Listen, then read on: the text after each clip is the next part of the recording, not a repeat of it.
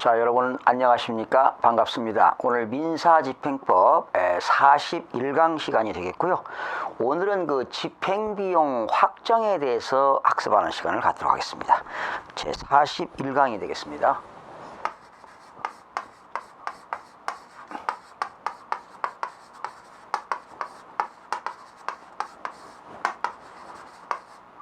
집행비용의 확정이고요. 여러분 교재는 429쪽이 되겠습니다. 자, 여러분 그 채권자가 채권을 회수하기 위해서 담보권을 실행하기 위한 의무경매, 그리고 집행권원에 의한 강제경매, 그때 그 집행비용에는 어떤 것들이 있습니까? 우선 이제 보통 경매비용이라는 말을 쓰잖아요. 근데 민사집행법 53조에는 그 집행비용은 누가 부담합니까? 채무자가 원칙으로 부담하지요. 이때 그 강제경매를 하거나 의무경매를 할 때 그 집행비용에는 주로 어떤 것들이 있죠? 첫 번째, 신문 그 공고료가 있겠죠? 신문 공고료. 신문 공고료는 보통 한 건당 20만 원입니다. 신문 공고료는 한 건당 보통 그 20만 원이 되겠고요. 그 다음에 현황조사 수수료 있죠?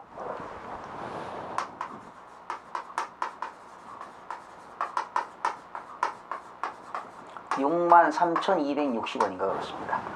현황조사 수수료는 63,260원. 그 다음에 이제 매각 수수료가 들어가죠.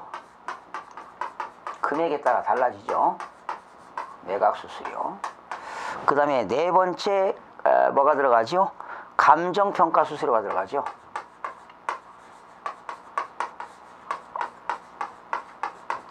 그때 이 감정가격에 따라 달라지는데요. 감정가격이 5천만 원 이하일 때는 15만 원입니다. 감정가격이 5천만 원까지 이하일 때는 15만 원. 그냥 일률적으로 15만 원이죠. 그러니까 5천만 원 초과될 때마다 이제 금액이 달라지는데 보통 감정가액이 5천만 원까지는 15만 원이 들어간다. 그 다음에 집행비용에는 또 뭐가 들어가죠? 송달료가 들어갑니다. 우편 송달료. 이때 송달료는 어떻게 들어갑니까? 그 채권 채무 그 물건에 대한 이해관계인들, 그냥 대충 알면 됩니다. 이해관계인들에다가 플러스 3명입니다. 플러스 3명 해가지고 10회분 발송비가 들어갑니다. 10회분. 10회까지. 그러니까 이해관계인이 5명이다. 그러면 3명 더하니까 8명이 되겠죠. 곱하기 10회분이니까 80명한테 보낼 것이 들어간다는 거죠. 80회분. 이때 1회분이 얼마 들어가죠? 송달료가 3,550원이 들어간다는 것 참고로 알아두시면 되겠습니다. 등기 송달료가 되겠습니다. 3,550원. 그래서 이렇게 집행비용들이 이제 일반적으로 경매비용들은 5가지죠. 신문 공고료, 현황조사 수수료, 매각 수수료, 감정평가 수수료, 송달료가 되겠는데요. 이거 말고도 또 들어가는 것들이 있습니다. 이건 일반적인 공식적인 들어간 비용인데요. 자, 대법원 이제 판례가 나와 있는데 우선 430쪽 보실까요? 민사집행법 53조 규정에 의해서 말이죠. 집행비용에는 어떤 게 있나? 지금 5가지 제가 소개했고요. 자, 민사집행법 53조입니다. 민사집행법 53조가 집행비용의 부담입니다.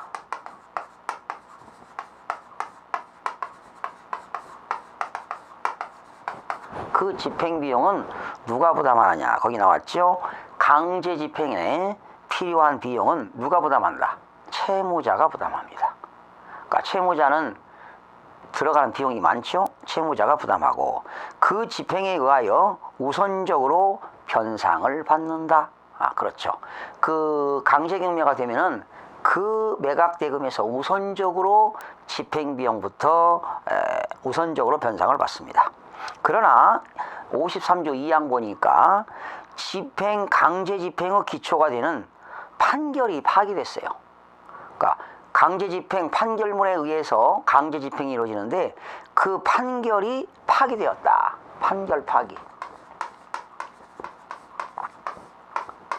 판결이 파기되었다. 그래서 채권자가 집행을 했는데 그 판결이 파기되었다면 어떻게 될까요?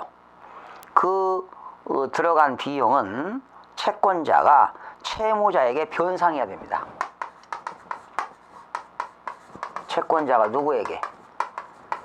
채무자에게 그 들어간 비용을 변상해야 된다, 이런 얘기죠. 원래 이 집행비용 원칙 부담은 누군데? 채무자가 부담하는 거죠. 그런데 이제 채권자가 보통 뭐 합니까? 법원에다가 예납을 하잖아요, 미리. 그랬다가 나중에 예납을 하고 매각이 되면은 우선적으로 변제를 받게 되는 거지요. 그런데 이 채권자가 경매 신청했는데 판결에 의해서 그 판결이 파기가 되었다면 어떻게 될 거냐? 그 비용은 채권자가 채무자에게 당연히 변상을 해야 된다는 겁니다. 그 다음에 민사집행법 291조가 나왔는데요. 291조가 가압류 집행에 대한 본집행 준용입니다. 가압류 집행.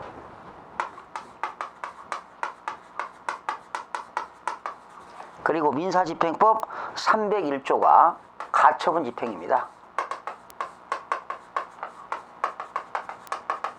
근데 가처분 집행은 가압류 집행의 가압류 절차에 관한 규정을 준용한다 그랬죠. 거기 보세요. 291조.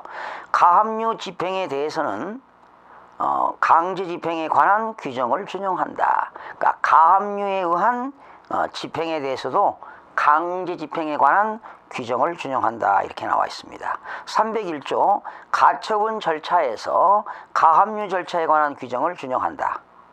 가처분 절차도 가압류 절차에 관한 규정을 준용한다, 이렇게 나와 있고요. 자, 민사집행 규칙 24조 보니까 집행비용 등의 변상이라고 나왔어요. 53조 1항 규정에 따라 채무자가 부담해야 할 집행비용으로서 그 집행 절차에서 변상받지 못한 비용과 53조 2항 규정에 따른 채권자가 변상해야 할 금액은 당사자의 신청을 받아, 그죠? 법원에서 신청을 받아가지고 누가 결정한다? 집행법원이 결정합니다. 그러니까 채권자가 변상해야 할 금액은 누가 결정한다고요? 집행법원의 결정으로 이루어진다라는 거죠.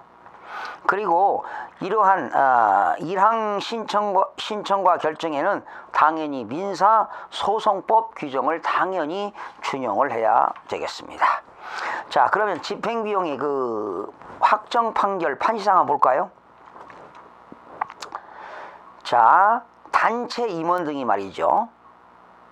단체 임원 등이 직무대행자를 선임하는 가처분의 경우, 그러니까 가처분을 신청을 하는데 그 직무대행자가 누구냐면 회사 임원이에요.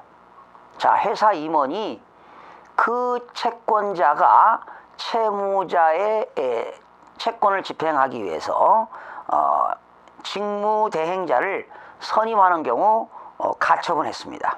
그러니까 이렇게 채권자가 예납한 금전에서 지급된 직무대행자의 보수가 민사집행법 53조 1항에 정한 집행비용에 해당하는지.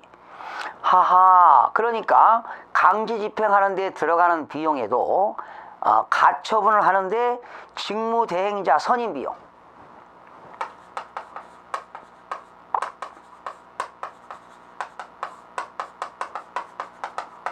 직무대행자를 선임해가지고 직무대행자를 선임하는 가처분입니다. 대행자를 선임하는 가처분. 이게 무슨 말이냐면 가처분을 하기 위해서 직무대행자를 선임했다는 거지요. 그러면 그 임원이 그 가처분을 하기 위해서 직무를 대행한다.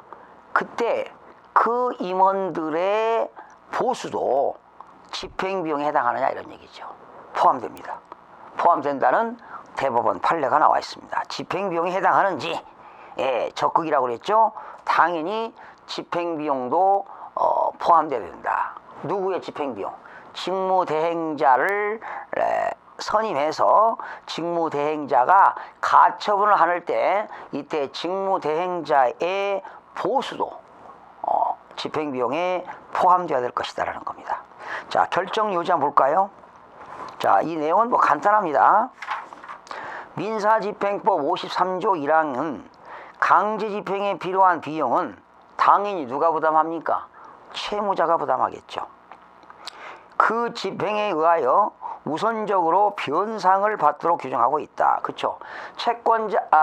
채권자가 예납을 하지 않습니까? 그 예납 비용은 나중에 매각물건 대금에서 우선적으로 변상을 해야 되는데 그 비용은 채무자가 부담한다는 거죠. 민사집행규칙 24조 1항은 민사집행법 53조 1항 규정에 따라 채무자가 부담해야 할 집행비용으로서 그 집행 절차에서 변상받지 못한 비용은 당사자의 신청을 받아 집행법원이 결정으로 정하도록 규정하고 있다. 이게 민사집행규칙에 나와 있죠. 그리고 자, 가압류 가처분 집행에 관해서는 가압류를 하고 가처분에 의해서 집행에 관해서는 강제 집행에 관한 규정이 준용된다 이런 거죠.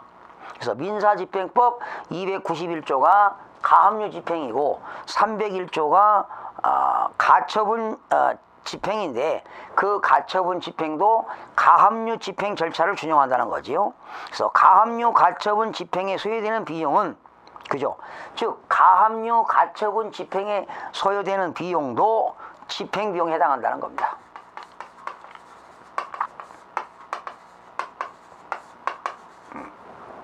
가압류 가처분 집행에 들어가는 비용도 집행비용에 해당하고 단체 임원 등의 직무대행자를 선임하는 가처분의 경우 단체 임원 등을 직무대행자를 선임해가지고 가처분했다면 이것도 집행비용에 해당한다는 겁니다.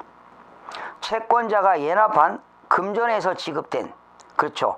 채권자가 예납할 거 아니겠습니까? 거기서 직무대행자의 보수는 가처분 집행에 소요되는 비용에 해당하므로 민사집행법 53조 1항에 정해진 집행비용으로 보아야 한다는 대법원 판례가 되겠습니다. 하하, 오늘 새로운 걸 배웠네요. 이렇게 가압류를 집행하고 가처분을 집행하는 데 들어간 비용도 집행비용에 해당한다. 특히 단체의 임원 등이 직무대행자를 선임해서 그 직무대행자가 가처분을 하는 경우도 그 가처분하는 데 들어가는 직무대행자의 보수도 집행비용에 포함되어야 한다는 대법원 판례가 나와 있네요. 뭐 이렇게 해서 간결하게 끝냈고요. 그게 이제 그 431쪽에 나와 있어요. 그죠? 431조 재항고 이유를 판단한다 해가지고 나와 있죠. 한번 읽어볼까요?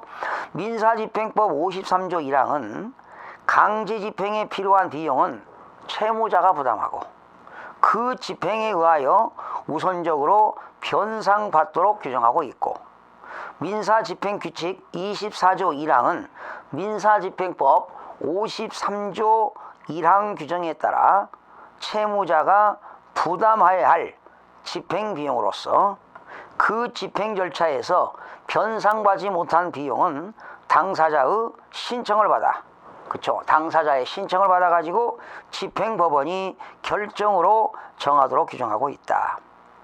이런 거죠. 만약에 집행을 하는데 판결이 파기돼가지고 채권자가 채무자에게 변상하게 되는 경우도 있잖아요. 이때도 어떻게 됩니까? 이건 누가 결정하는 거예요? 그 집행비용을. 집행법원이 결정해야 됩니다. 그리고 가압류 가처분의 집행에 관하여는 강제집행에 관한 규정이 준용되므로 그죠?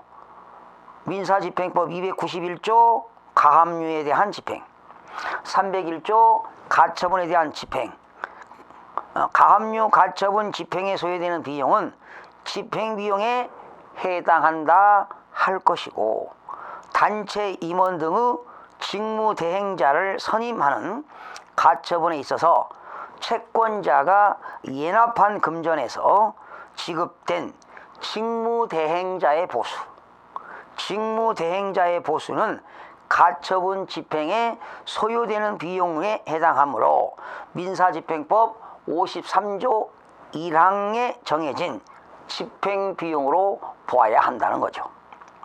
같은 취지에서 원심이 신청인이 연합한 금전에서 지급된 직무대행자들의 보수를 가처분 채무자인 피신청인들이 부담해야 할 집행비용에 포함된다고 판단한 것은 당연히 정당하고, 거기에 상고 이유로 주장하는 바와 같은 집행비용의 부담에 관한 법리 오해한 위법이 있다. 그러므로 제 항고를 모두 기각하고 관여 대법관 일치된 의견으로 줌과 같이 결정한다. 그래서 오늘 여기서 집행비용 중에 가처분 집행을 하기 위해서 직무대행자를 선임했습니다. 그죠? 직무대행자를 선임해서 하는 그 가처분인데, 그 이때 직무대행자에게 지급되는 보수도 집행비용에 포함되어야 한다는 대법원 판례가 있다. 왜? 그 강제 집행을 하기 위해서 가처분을 하는 데 들어가는 비용이 들어갈 거 아닙니까? 아니면 변호사라든가 법률가를 선임하게 되면 비용이 들어가는데 뭐 했습니까? 그 임원의 보수, 이것도 집행비용에 포함되어야 한다는 대법원 판례를 살펴봤습니다. 다음 시간에는요, 부동산 의무경매, 아주 그 재미있는 사건인데요. 사건에 대해서 대법원 판례를 살펴보는 시간을 살펴보겠습니다. 여러분 수고하셨습니다.